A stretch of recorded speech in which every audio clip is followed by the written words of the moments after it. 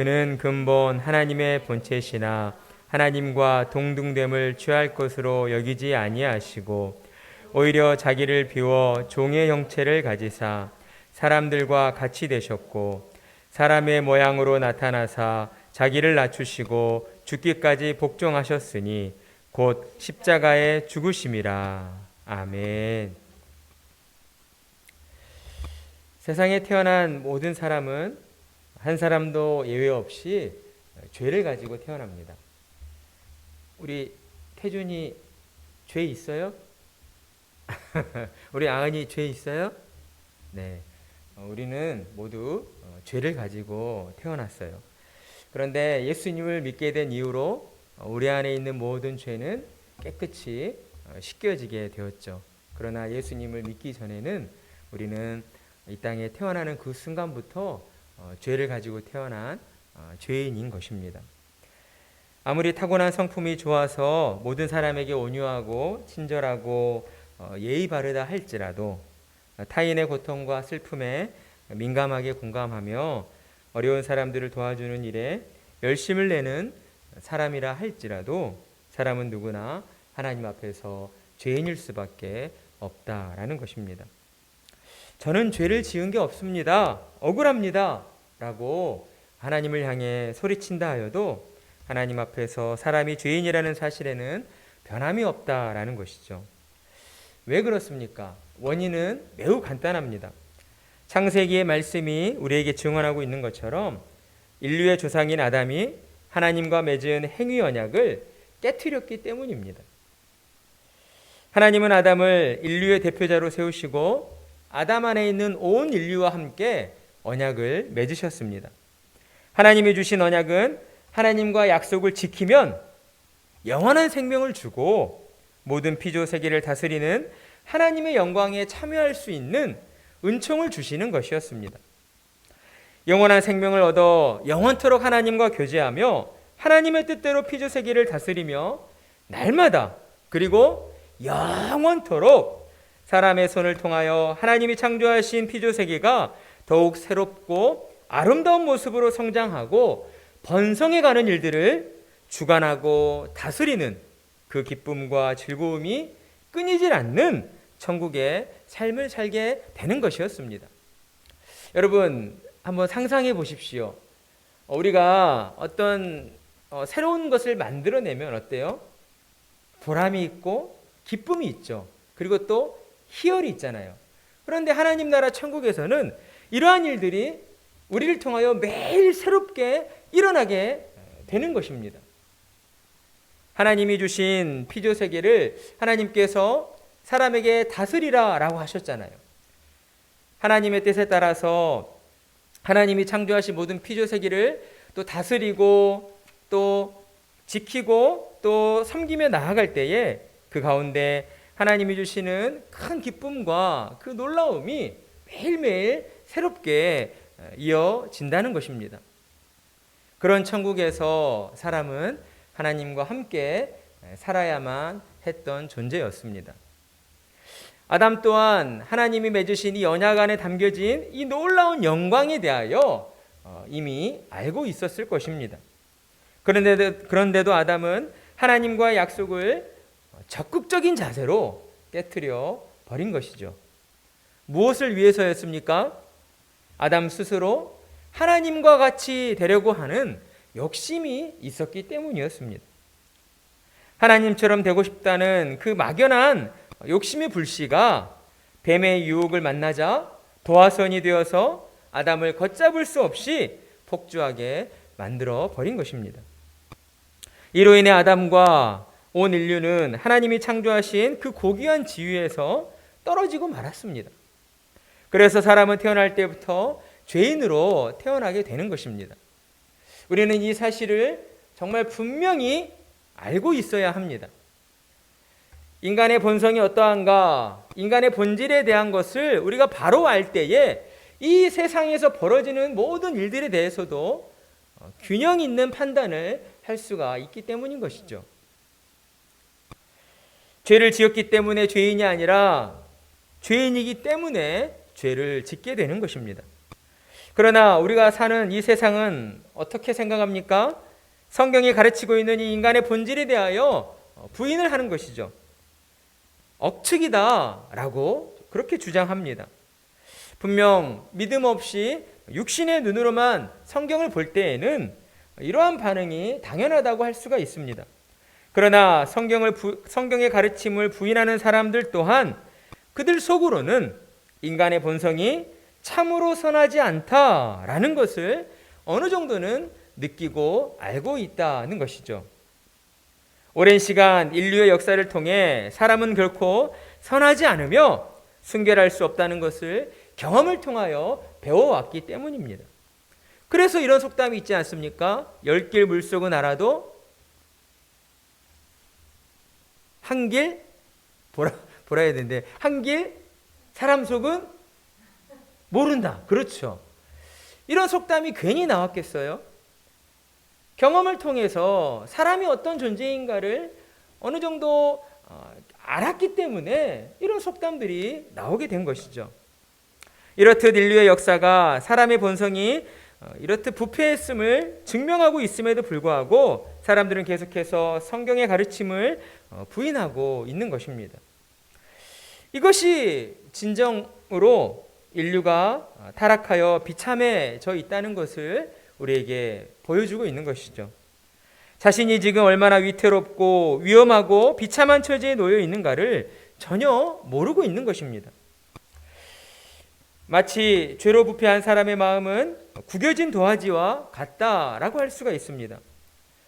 아무리 훌륭한 미술가가 최고로 좋은 붓과 연필을 가지고 아름다운 그림을 그리려 한다 하여도 이미 구겨져 버린 그 도화지 위에 그림을 그린다는 것은 삐뚤빠뚤한 그런 잘못된 그림을 그릴 수밖에 없다라는 것이죠. 죄로 부패한 사람의 마음은 이처럼 구겨진 도화지처럼 모든 현상들을 있는 그대로 바라보지 못하고 언제나 비뚤어진 시각으로 왜곡하여 바라보게 만드는 것입니다. 아주 쉬운 예가 있습니다. 우리 길을 가다가 또는 TV 프로그램을 보면 손대지 마세요, 열지 마세요, 들어가지 마세요 라고 하면 꼭 어떻게 합니까? 손을 대죠. 열려고 신용을 하죠. 어떻게든 저길 들어가 보고 싶은데 라는 그런 마음을 갖게 되잖아요. 그냥 지나치지를 못하는 것이죠. 사람들은 흔히 이것을 호기심이라고 하지만 정말 들어가지 마세요라고 하는 어떤 금지 편말이 붙어 있는 곳은 어때요? 위험한 일이 발생할 수 있기 때문에 하지 말라는 것인데 그거를 알고 있음에도 불구하고 사람들은 그 일을 행하려 한다는 것이죠. 이것은 단순한 호기심이 아니라 사람의 마음이 이처럼 죄로 부패하여 일그러져 있기 때문에 모든 현상을 왜곡하여 바라보는 그러한 부패한 본성 때문이다라고 할 수가 있는 것입니다. 그래서 법이 아무리 잘 만들어져 있어도 법을 어기는 사람들이 꼭 생기게 되는 것입니다. 사람들은 모두 평화를 외쳐요. 우리는 평화를 원합니다 라고 평화를 외치지만 진정 그 어디에서도 온전한 평화가 이루어지지 않는다는 것이죠. 입술로는 평화를 외치지만 실질적으로 개인의 어떤 이익과 자신의 어떤 만족을 위해서는 잠깐 눈을 감아버린다라는 것입니다. 이것이 바로 사람이 죄로 부패한 결과인 것입니다. 때문에 사람이 가진 가장 큰 문제는 죄의 문제를 해결해야 한다라는 것이에요. 그런데 문제가 있어요. 세상의 다른 모든 문제들은 사람의 힘으로 어떻게든 해결할 수가 있지만 죄의 문제만큼은 사람의 힘으로 능력으로 해결할 수가 없다는 것입니다. 이유는 간단하죠. 죄를 정한 기준이 사람이 아니라 하나님이시기 때문입니다. 그러니 오직 하나님만이 죄의 문제를 해결하실 수 있다는 거예요. 죄로 타락한 인류에게 필요한 것은 오직 하나님의 은혜인 것입니다. 죄의 비참함이라는 그 수레바퀴에서 빠져나올 수 있는 방법은 오직 하나님의 은혜가 임할 때에만 그것이 이루어지게 된다라는 것입니다. 그런데 여기에 더하여 더 큰 문제가 있습니다. 그것은 하나님께서 죄로 타락한 인류를 향하여서 은혜를 베푸셔야만 하는 그 어떠한 필연적인 동기나 이유가 단 하나도 없다라는 거예요. 우리는 하나님은 사랑이십니다 라고 하나님의 사랑을 고백하고 노래하지만 사실 하나님에게 있어서는 죄로 타락한 인류를 구원하실 그 어떤 명분도 없으셨습니다. 그런데 하나님께서는 왜 죄로 타락한 인류를 그냥 내버려 두지 아니하시고 멸망시키지 아니하시고 구원하시기로 작정을 하셨는가? 오직 하나님의 사랑 때문이다라는 것입니다. 우리 인간으로서는 도무지 이해할 수 없는 영역인 것이죠. 우리는 우리에게 어떤 해를 끼치고 우리의 자녀를 다치게 했다. 우리는 뭐 가만히 있을 수 없잖아요. 어떻게든 이를 바득바득 갈아서 복수를 해야죠. 그게 우리의 본성입니다. 그런데 하나님께서는 죄로 타락하여 하나님을 대적하는 자들을 용서해 주시고 구원해 주시기로 작정을 하셨다라는 거예요. 우리 인간의 마음으로는 도무지 이해할 수가 없는 부분입니다. 오직 하나님의 그 사랑이 동기가 되어서 죄로 타락한 인류를 구원하시기로 작정해 주신 것입니다. 예수님은 하나님의 그 사랑을 우리에게 온전히 전하시기 위하여 하나님의 사랑의 증표로서 이 땅에 내려오셨습니다. 그리고 하나님의 그 사랑을 십자가 위에서 이루어 주신 것이죠. 예수님께서는 당신이 얼마나 낮아지셔야 하고 얼마나 비참한 일을 겪으셔야 하는지 이미 다 아시고 계셨습니다. 그러나 그저 그 사랑 때문에, 사랑에서 비롯된 그 긍휼한 마음 때문에 예수님은 저와 여러분을 죄에서 구원하시려고 우리에게 찾아오셨고 우리를 대신하여 대속물로 십자가 위에서의 죽음을 당하셔야 했던 것입니다.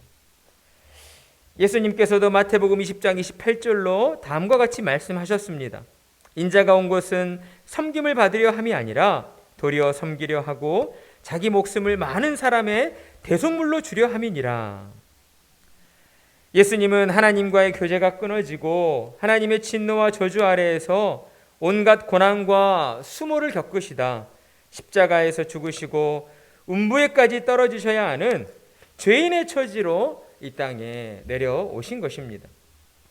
우리를 죄에서 구원하시기 위하여 예수님은 율법을 만드신 분임에도 불구하고 그분 스스로 율법 아래로 내려오신 것이죠. 그래서 고린도전서 9장 20절은 이렇게 말씀합니다. 유대인들에게 내가 유대인과 같이 된 것은 유대인들을 얻고자 함이요 율법 아래에 있는 자들에게는 내가 율법 아래에 있지 아니하나 율법 아래에 있는 자같이 된 것은 율법 아래에 있는 자들을 얻고자 함이요. 예수님께서는 율법에 매여 있는 이 땅의 죄인들을 율법에서 해방시켜 주시고 죄로부터 구원하시기 위하여 당신 스스로 율법 아래에 종속시키셨다라는 것입니다. 그리고 십자가의 죽음을 통하여 율법을 완성하셨습니다.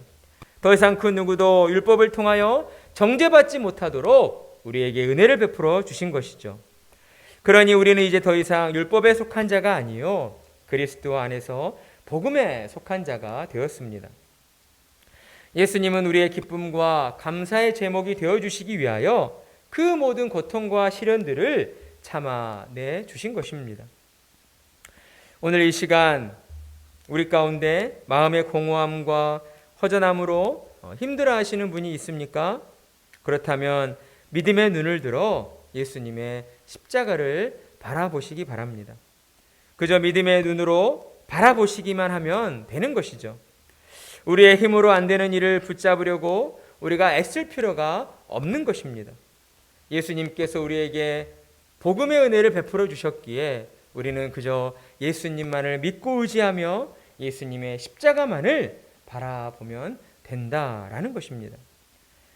나를 위하여, 나를 구원하시기 위하여 나에게 영원한 생명을 주시고 영원토록 하나님과 함께하며 하나님과 함께 기뻐하고 하나님과 함께 웃고 하나님과 함께 감사하며 영원히 살아갈 수 있도록 우리에게 은혜를 베풀어 주신 오직 나 하나를 구원하시기 위하여 십자가의 고통을 참아내시고 사망 권세를 이기시고 사흘 만에 부활하여 주신 그 예수님을 우리는 믿음으로 바라보아야 하는 것입니다. 그저 그 주님을 바라볼 때에 주님은 우리에게 찾아와 주시고 우리의 영혼을 어루만져 주십니다. 세상 삶에 지쳐 있고 고단한 우리의 영혼 가운데에 하나님이 주시는 참 평강과 위로가 임하게 해 주시는 것이죠. 예수님만을 바라볼 때에, 예수님만을 더욱 믿고 의지할 때에 우리는 모든 삶 가운데에서 하나님이 주시는 참 기쁨과 평강으로 하나님의 영광을 위하여 살아가게 될 것입니다. 그러한 은혜가 우리 모두에게 충만하기를 간절한 마음으로 축복합니다.